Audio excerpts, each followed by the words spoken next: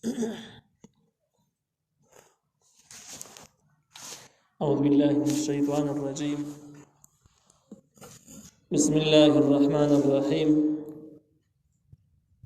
سورة الكهف مكية. سورة الكهف مكي سورة دا سورة الكهف په ترتیب نزولی کې چې د اسمان نه نازلېدو، نو دا 69 نمبر آیت 69 نمبر سورت دی او له سورة الغاشیه نه وروسته نازل شوی دی. د دې سورت مرکزی عنوان چې کوم دی هغه اثبات د عبادت د واجب الله تعالی لپاره. دغه شان نبی د علم غیب چې غیب باندې صرف الله تعالی پوهیږي، بل څوک نه پوهیږي. او دریم رد د هغه شبهات دی، د هغه سوالات دی چې کوم په توحید باندې کې شوي وو، د ذکر کې به جوابونه ذکر شي. دا د صورت مرکزی مضمون دی او تمام صورت په هم دغه خبرې ثابتوي چې په توحید باندې کوم اعتراضات دي دغه حل به راوباسي. دغه شان دغه دا به ثابتوي چې د عبادت مستحق صرف الله تعالی دی، او دا مسله به ثابتوي چې بغیر باندې صرف الله تعالی پوهیږي، بل څوک نه پوهیږي. د دې صورت د مخکینی صورت سره مناسبت څه دی؟ مناسبت د مخکینی صورت سره بدی کې دي چې مخکینی صورت کې توحید د الله تعالی ذکر شو، پاغه باندې تفسیری دلایل ذکر شو. اوس دې صورت کې چې کوم پاغه باندې کوم اعتراضونه د اعتراضونو جوابات دي، نو مناسبت به خي واضح شو. نسوت الکهف بارکه د نزول شان نزول بارکه چې تاسو نازل شو، د کوم واقعي متعلق نازل شو. نو دې باره کې مفسرینو لیکلي دي، امام ابن کثیر رحمه الله په دې باندې ډېر تحقیق کړی دی او ډېر روایت راجمع کړي دي. هغه حاصل دا دی چې کله مکه معظمه کې د نبی عليه السلام د رسالت او د پیغمبرۍ چرچا سیوا شو، او دغه ځګنې مشرکان او کافرانو تر دې سخت تکلیف وشو د نبی عليه السلام مقبولیت ولې سیوا کیږي، دغه مقبولیت ورځ په ورځ باندې ولې شهرت پیدا کیږي. نو دې مختلف منصبې جوړ کړل. یو منصبه کې دا جوړ کړل چې مشوره یې وکړه، د مشورې نه بعد به دې باندې سلاح شو چې مدینه منورې ته یو څو کسان لیږو چې د اهل کتاب او د علماو نه معلومات وکړي چې د نبی آخري زمانه پیغمبر علامات سری، او دا سړی چې د پیغمبري خبره کې دا پیغمبر دیو کنه دی، نو هغه په آسماني کتابونو باندې پوهیږي چې حال به دغه ځګین نه ولټو کې دې چې دغه ځګین نه مونږ جواب وکړو، د اهل کتاب په خپل باندې جواب وشي. نو دوه کسان دوی راولېږل، یو نوم نظر بن حارث دی او دویم عقبه دی. دا دوه کسان رالو مدینه منورې ته، د مدینه کې د اهل کتاب او د علماو سره ملاقات وشو او ورنه کیسه ورته وکړله چې د نبی عليه السلام مقبولیت په مکه کې ورځ په ورځ سیوا کیږي، موږ یې سخت تشویش سره مخامخ کړي یو، لہذا تاسو دې لپاره موږ یو حل ولټوو چې آسماني کتابونو دې باره کې څه ویلي د پیغمبر دیو کنه دی. نو دا نه نو هغه دلایل مونږ تراو خای چې موږ یې دغه مقابله کې پیښ او غدا یې نو هم په مطمئن کې چې پالتو دښمنی وسره نه شو کولای. اهل کتاب دوی ته طریقه خو د لجتاس بدمانه درې سوالات وکړي. دا مضمون مخکې موږ ویلې دي. درې سوالاتو کې مشهور سوال یو دا دی چې د روح باره کې تاسو کې د روح څه شي.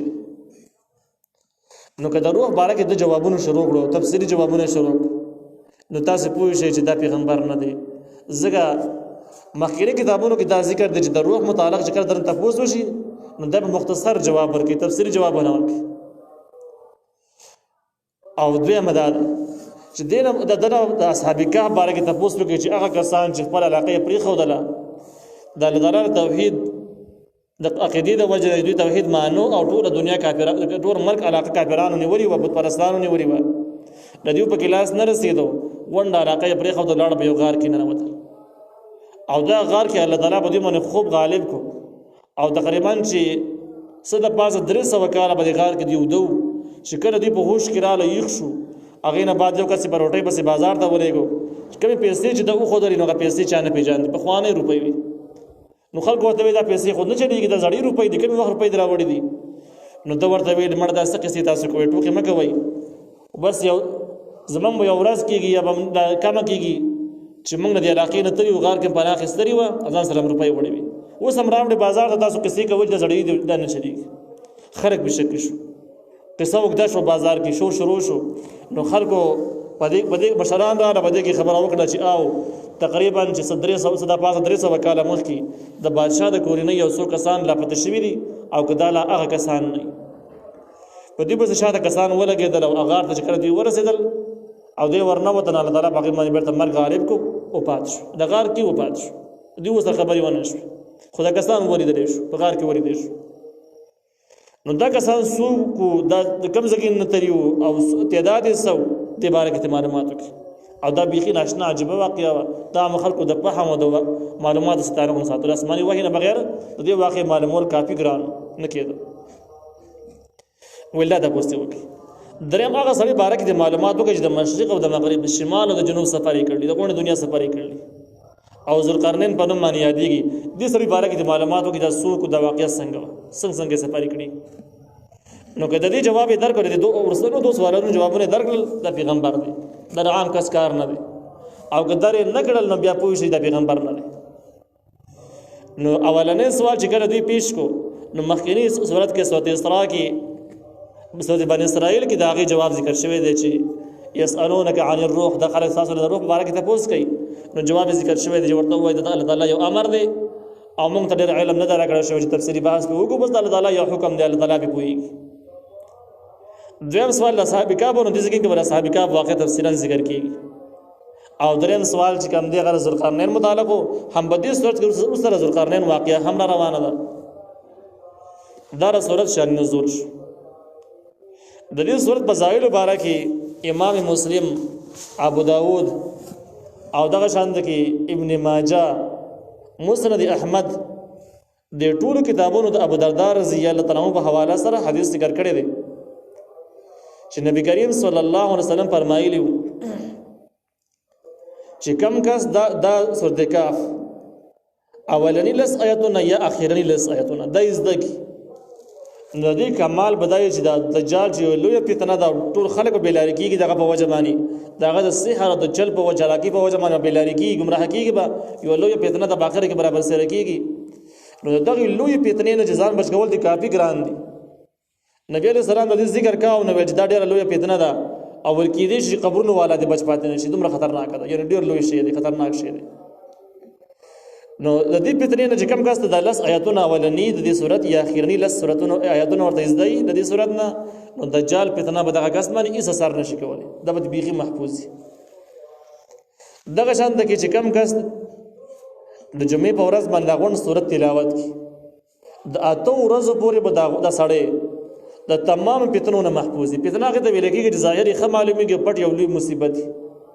ظاهر داوا او شکل او کیسه خرواني خو شاته بس یو لوی دوکا او یو زبردست مصیبت هغه لګېدلې نو د شي د فتنه ویل کېږي نو دا سړی به د اته ورځې پورې مسلسل د فتنو نه محفوظ دي د خلکو د چالاکونه دوکونه د دینی او دنیاوي د خسارې او د کبازونه به سړی الله تعالی محفوظ ساتي کوم ځکه چې د خلاف سازش جوړيږي الله تعالی به دې په طریقه باندې خبري او دې به بچ کیږي دغه روایت امام ابن کثیر رحمه الله په تفسیر ابن کثیر کې په تفصیل سره ذکر کړی دی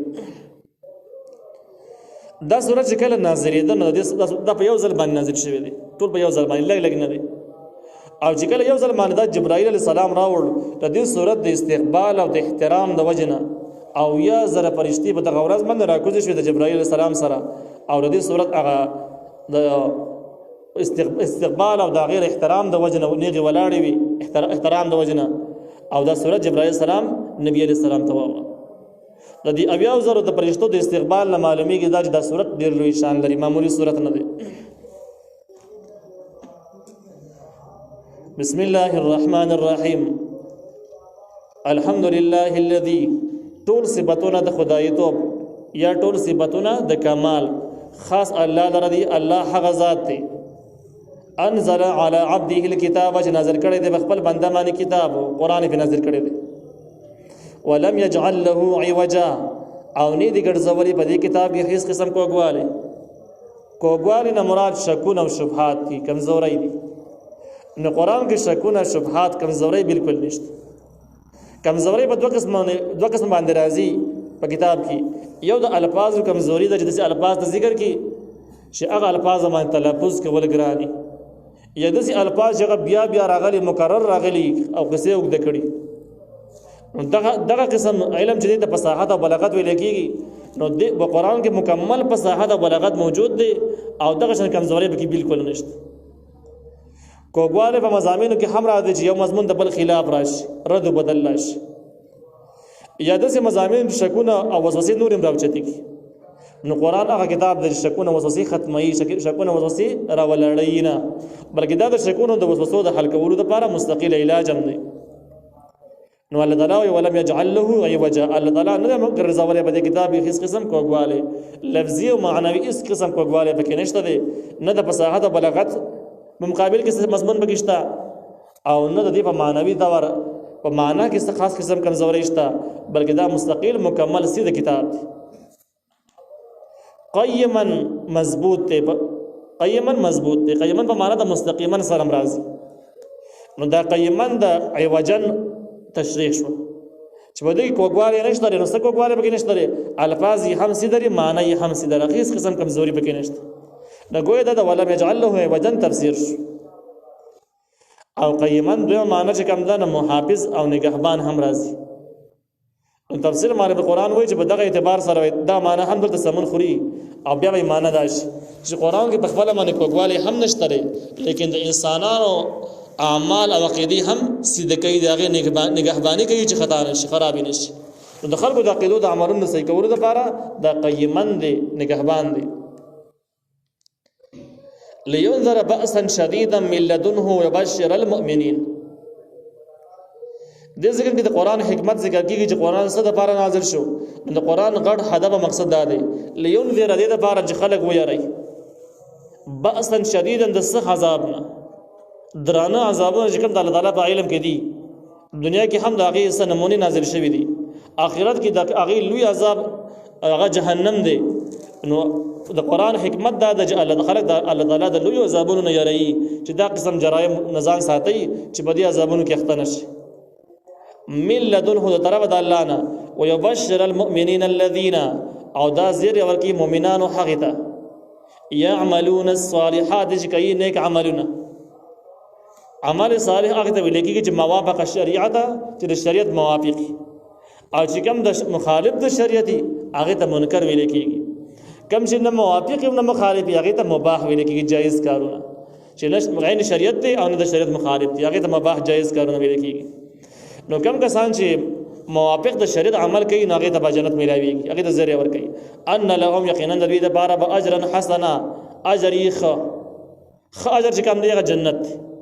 ما کثین فيه دی به همیشه باغی کی ابدا د همیشه د پاره. وينذر الذين او دا قرآن یری هغه کسان قالوا اتخذ الله ولدا، هغه کسان چې هغه ویل هغه به ویل چې نیول د الله تعالی اولاد لره. نو کافرانو کې دا قسم خلک ډېر زیات، مکی مشرکان هم دا عقیده لرله، هغه پرشتي یادولي د الله تعالی لونه دي نعوذ بالله. يهوديان هم د بده جرم کې اخته او هغه عزير عليه السلام یادو د الله تعالی زوی دي. عیسایان هم بده جرم کې اخته او هغه عیسی عليه السلام یادو.